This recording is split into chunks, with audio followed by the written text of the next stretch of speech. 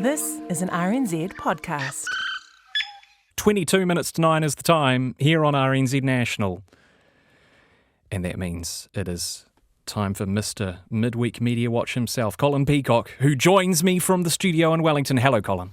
G'day, Emil. I'm glad I now know the curliest country in the world. Are you a big curling guy? I've just seen bits of it. It looks. Is fun the right word? It looks uptight, actually, the way they... It looks what? Uptight? Yeah, the way they have to do that thing of scraping the ice in front of the...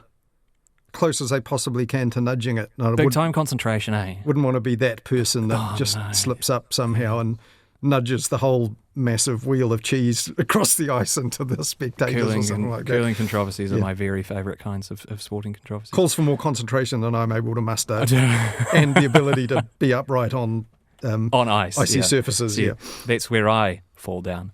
All right, let's get into some media news. And wow, let's begin with this very interesting and developing story, I think. Sean Plunket and the platform going to war, I think was his quote, with the Broadcasting Standards Authority. This after the watchdog has claimed jurisdiction over online comment.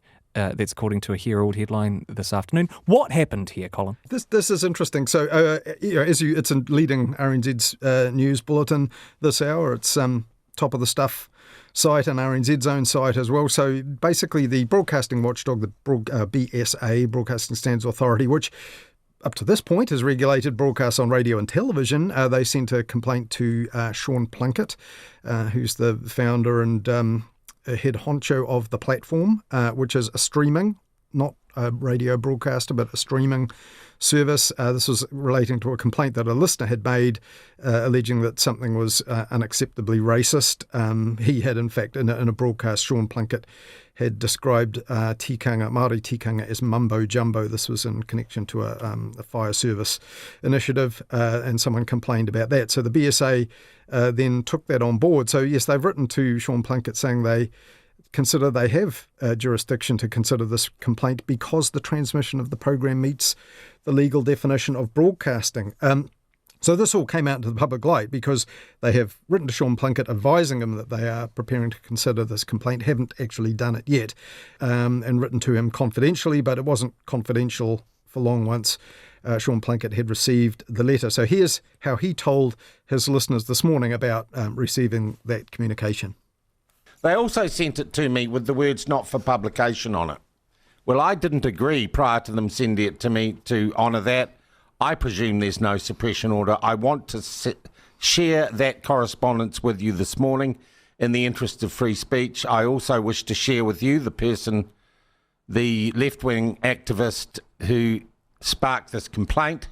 This is a really interesting case, this one, Colin. And I guess the big question is whether the BSA actually has jurisdiction over online-only, non-broadcast, non-TV radio content in New Zealand. Yeah, or why they're claiming to have it in this instance when, and possibly others, when they haven't up till now. The BSA's Chief Executive Stacey Wood said, "We have no intention of acting outside the Act. Our view is that online broadcasting resembles a traditional TV or radio station. If it does that, it falls within our existing jurisdiction." So they said the definition of broadcaster and broadcasting in Section 2 of the Act, it's the Broadcasting Act of 1989, isn't limited to TV and radio. It talks about programs transmitted to the public by any means of telecommunication. And she says, again, laws have often been applied to changing circumstances, an obvious example being laws that refer to documents as an official information, not limited to paper, and they can include PDFs and other digital forms. And she also said, look, this is the first formal referral about an online broadcast of this nature, which we consider falls within our jurisdiction. So it's possible that they consider the streaming nature of the platform, the fact it has its own app, so effectively its own means of transmission, albeit not over the traditional airwaves, is more of a broadcast than the likes of, say, Big Hearing News or broadcasts like that, or Bomber Bradbury. They broadcast on YouTube. The Bradbury Group, or the Working Group as it used to be, they broadcast on other platforms, Facebook and others. So they're using existing platforms. Maybe that's it, I don't know. But interesting, my mind went back to 2 years ago. The BSA released its annual report, and the Chief Executive, Stacey Wood, same Chief Executive as right now, was urging the government to say our laws are outdated, and we've covered this on Mediawatch just a couple of weeks ago. Our laws are outdated, pre-internet, too many regulatory agencies, they need to be updated for the internet age. And she referred to the United Kingdom, where they have Ofcom as their regulator. That has a whole lot of functions relating to online content. She said to me then, we think there's a role for our expertise. It might be that the standards we've upholding for the last 34 years can be applied at a higher level to new platforms. She said, on social media, there's no effect from complaints. You need to be holding these online providers to account and saying it's on you to make sure people are not being harmed in the first place by the content that appears. So there she was saying it's on the platforms, not necessarily the broadcasters. But then she said, we would love to be able to contribute to solving that, but we have no jurisdiction. Yeah, right. So that was in order to urge the government to take on, and there was a program that the previous government had followed, Safer Online Services, which would have extended online regulation, but this government hasn't or scrapped that. So, yeah, very interesting that they're now making this decision in response to this complaint. I mean, do you have a take on this? It seems, I don't know, it seems like the BSA is drawing a long bow. Well, I would like to know what that distinction is, because you think that anyone who creates content online would want to know whether they're covered by it or not. Exactly, because there are surely huge potential ramifications from this. Yeah, well, I'm no lawyer, and I cannot claim to have read the Broadcasting Act lately, cover to cover, but my impression was always that the notion of broadcasting was, and being obliged to abide by the standards and the broadcasting codes, your broadcasting was a licensed activity. You were using the public airwaves on radio and television and transmission systems for which you would hold a license. And that was what gave you the obligation and the standards. That's effectively what was being upheld. When you're online, and if you're creating content, disseminating it by whatever means, that's to people who I guess choose to receive it. And you have to have a commercial subscription to an ISP or some sort of network. So it's different. That is what I thought was the distinction. So this is interesting. And, the political reaction, I mean, the Foreign Minister, New Zealand First Leader, Winston Peters, referencing the Soviet Union and Stasi, East German tactics and oversight. The Free Speech Union has come out against it too, saying it fears this is overreach, and that podcasters will now be chilled or could be.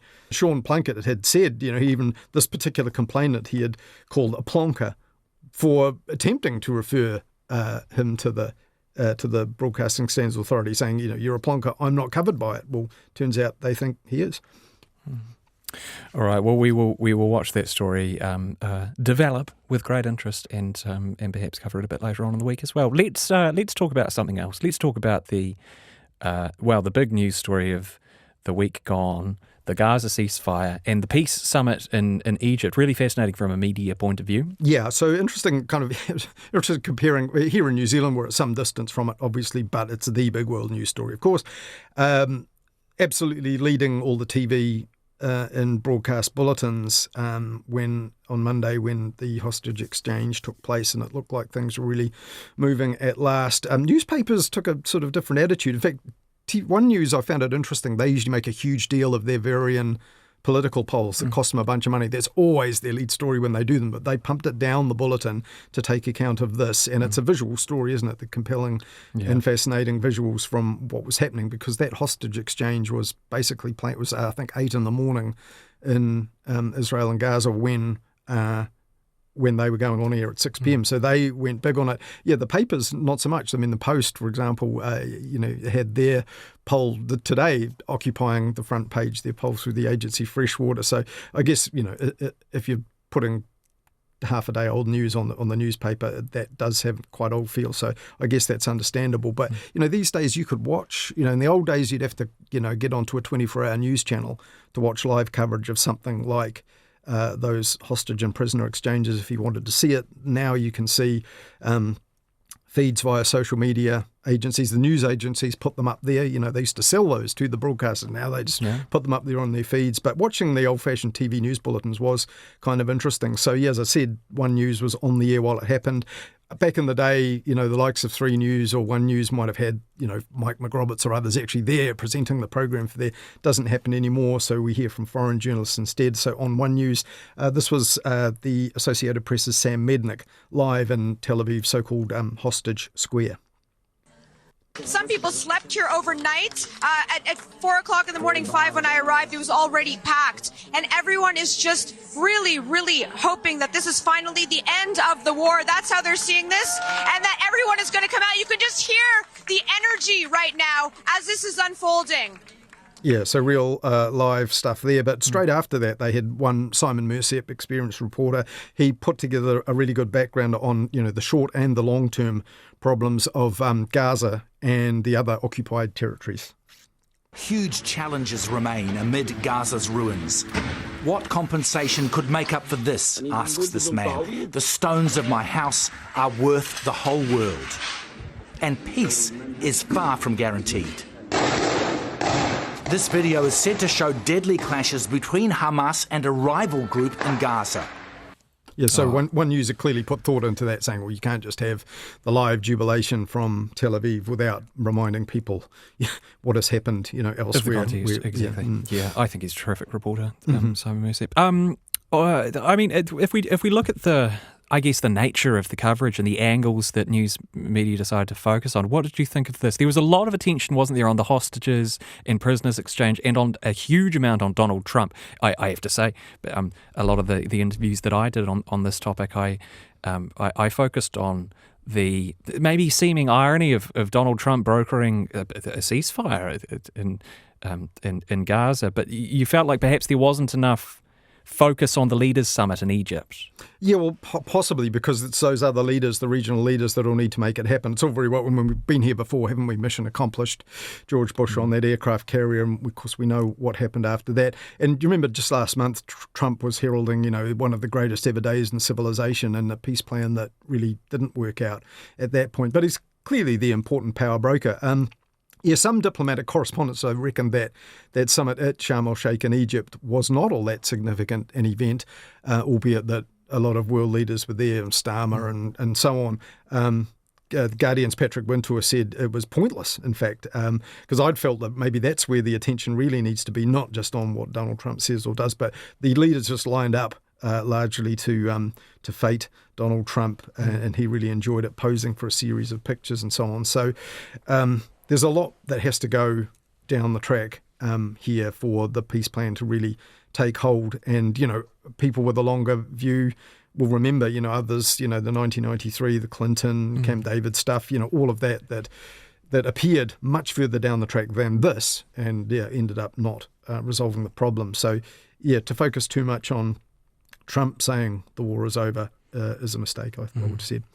New Zealand pretty peripheral in all this, but the New Zealand's stance on Palestinian statehood does keep getting brought up and rehashed in the media. Well, it does, because, you had some commentators this week saying, well, what's happened shows the government and Winston Peters were vindicated in, taking that stance of not recognising Palestine just yet, and claiming, or some have been kind of pushing it back in the faces who've said that was, cowardly or not right or out of step with the rest of the world.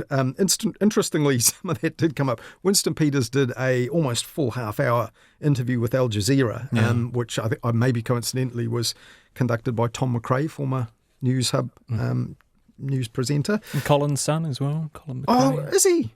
Is that right? I think he's a son, yeah. Okay. New Zealand producer Colin McRae, yeah. But they covered a lot of ground, not all of it about Gaza, but it was headlined, why hasn't New Zealand recognised Palestine? And it got fairly spiky at times.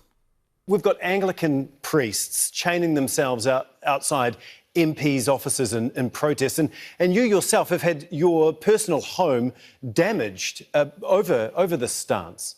Well, it's oratorical verbiage. This is the point. The only 2 polls of any qualification in this country said that the majority of New Zealanders were not ready for recognising the Palestinian state. Now, do polls matter? Or is it you've got these lefties, shills, so to speak, who think that no matter what the minority view is, that they are right? And we saw here, since this peace process, the putative beginnings of it have broken out. Not one of them has written saying, look, we support the process.